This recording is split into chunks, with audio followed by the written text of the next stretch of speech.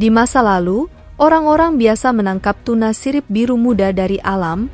Proses ini menghentikan generasi tuna baru untuk berkembang biak di habitat aslinya. Tuna sirip biru adalah tuna terbesar yang dapat hidup hingga 40 tahun dan merupakan ikan yang termahal di dunia. Seekor tuna sirip biru pernah terjual dengan harga lebih dari 48 miliar rupiah, memecahkan rekor baru, dan seorang pemilik restoran Jepang telah membayar 52 miliar rupiah untuk sirip tuna biru. Dalam video hari ini, kita akan mempelajari bagaimana para peternak ikan membudidayakan jutaan tuna sirip biru untuk tujuan komersial. Peternakan tuna memperoleh bibit tuna sirip biru dari tempat pembenihan atau di alam liar. Benih ikan tuna dipelihara dalam tangki di darat atau keramba jaring apung, sampai mereka cukup besar untuk dipindahkan ke keramba di laut. Setelah ikan tuna mencapai ukuran tertentu, mereka akan dipindahkan ke keramba besar di perairan pesisir atau di laut. Tuna diberi pakan tinggi protein, biasanya terdiri dari ikan-ikan kecil seperti sarden, teri atau makarel, dan pemberian pakan diawasi dengan ketat untuk memastikan tuna tumbuh dengan baik dan tetap sehat. Untuk tumbuh dengan ukuran yang sesuai untuk pasar, biasanya memakan waktu beberapa tahun, tergantung pada kondisi budidaya dan kebutuhan pasar. Jika sudah siap, tuna tersebut dipanen dengan menggunakan jaring. Kemudian tuna yang dipanen diolah dan disiapkan untuk dijual ke pasar, restoran, dan pembeli lainnya. Tuna sirip biru disukai karena rasanya yang lezat dan dagingnya yang berlemak, sangat populer di pasar sushi dan sashimi di seluruh dunia. Meskipun budidaya tuna sirip biru memiliki kesulitan seperti penyakit dan menjaga air tetap bersih, tetapi budidaya ini juga memproduksi makanan laut secara berkelanjutan dan mengurangi penangkapan pada tuna liar. Di fasilitas budidaya, pemberian pakan yang teratur penting untuk memastikan ikan tumbuh dan berkembang dengan baik, memastikan ikan mendapatkan semua nutrisi yang mereka perlukan dengan memberi mereka diet seimbang dengan protein, lemak, karbohidrat, vitamin dan mineral dalam jumlah yang cukup untuk pertumbuhan ikan. Teknologi dan infrastruktur khusus budidaya tuna sirip biru menggunakan teknologi canggih untuk meningkatkan kesehatan dan pertumbuhan, misalnya dengan menggunakan sistem pemantau bawah air dengan kamera dan sensor untuk mengamati perilaku, pola makan, dan kondisi lingkungan secara real-time. Hal ini membantu peternak menyesuaikan jadwal pemberian pakan, mengidentifikasi tanda-tanda stres atau penyakit, dan mengelola air secara efektif. Sistem pemberian pakan otomatis yang berkualitas dapat mengurangi biaya tenaga kerja dan memastikan pemberian pakan yang konsisten. Beberapa sistem bahkan menggunakan kamera dan sensor bawah air.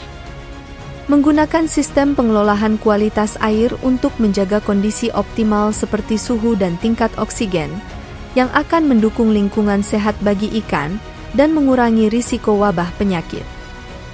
Keramba dibuat untuk tahan terhadap lingkungan laut dan menyediakan ruang yang luas agar tuna dapat tumbuh dan berenang dengan nyaman, mencakup fitur seperti pencahayaan bawah air dan pencegah predator.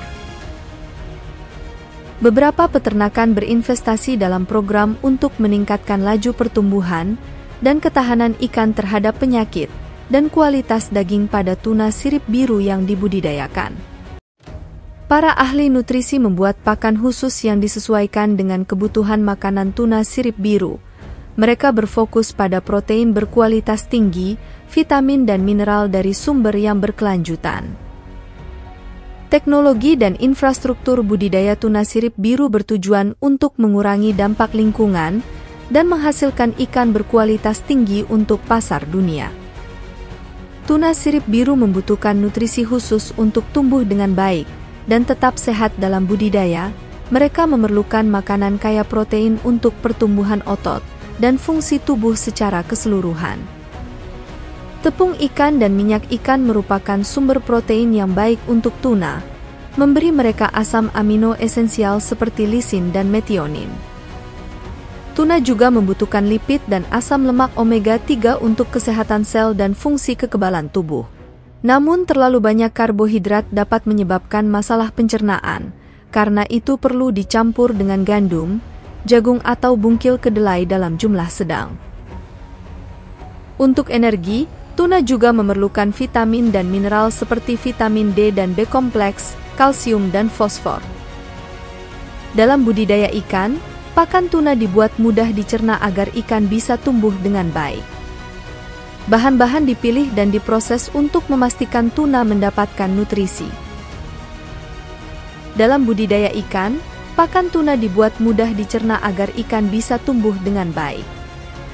Bahan-bahan dipilih dan diproses untuk memastikan tuna mendapatkan nutrisi. Peternak ikan menggunakan berbagai strategi untuk menjaga tuna sirip biru tetap sehat di lingkungan budidaya.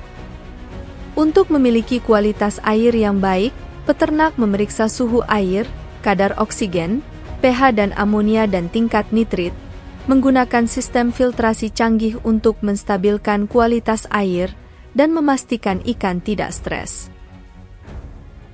Para peternak mengambil tindakan untuk menghentikan penyebaran penyakit, memeriksa kesehatan ikan dan mengisolasi ikan yang sakit, serta membersihkan peralatan dan fasilitas secara teratur. Mereka juga memantau kesehatan ikan melalui inspeksi visual dan tes untuk ikan yang baru terkena penyakit. Tuna sirip biru mendapatkan diet khusus yang membantu mereka tumbuh. Peternak menyesuaikan jadwal pemberian makan sesuai dengan ukuran, umur ikan dan kesehatan, memperhatikan seberapa banyak mereka makan dan cara mereka berperilaku. Dengan bekerja sama dengan para ahli dan lembaga pemerintah, mereka dapat berbagi pengetahuan dan ide-ide baru untuk meningkatkan kesehatan dan pertumbuhan ikan tuna sirip biru. Vaksin dan antibiotik biasanya digunakan untuk membantu ikan tetap sehat dan mencegah penyebaran penyakit. Vaksin diberikan kepada ikan untuk membantu sistem kekebalan tubuh mereka, mengenali dan melawan bakteri tertentu, seperti virus atau parasit. Kita telah membahas kesehatan dan manajemen penyakit tuna sirip biru, tetapi apa dampak lingkungan dari budidaya tuna sirip biru? Seperti budidaya ikan jenis apapun, budidaya tuna sirip biru dapat berdampak baik dan buruk terhadap lingkungan. Peternakan dapat membantu mengurangi penangkapan pada populasi liar dan meningkatkan perekonomian setempat dengan menciptakan lapangan kerja bagi masyarakat pesisir. Pengolahan budidaya tuna sirip biru dapat menambah polusi di laut dengan melepaskan terlalu banyak sisa makanan dan kotoran ikan ke perairan dekat pantai. Terlalu banyak nutrisi ganggang berbahaya dan kualitas air buruk dari peternakan tuna dapat bercampur dengan ikan liar, sehingga dapat menurunkan variasi gen dan mengubah gen ikan liar. Tuna yang lepas juga dapat bersaing dengan ikan liar untuk makanan, dan tuna di peternakan yang padat dapat membuat mereka sakit dan memberi mereka parasit. Jika tidak ditangani dengan baik, penyakit ini dapat menyebar ke ikan liar melalui air atau dari ikan yang terlepas. Jadi apa pendapat Anda tentang budidaya ikan tuna sirip biru ini? Beritahu kami di komentar di bawah. Terima kasih telah menonton, dan jika Anda menikmati video ini dan menganggapnya informatif, silahkan klik tombol suka dan berlangganan.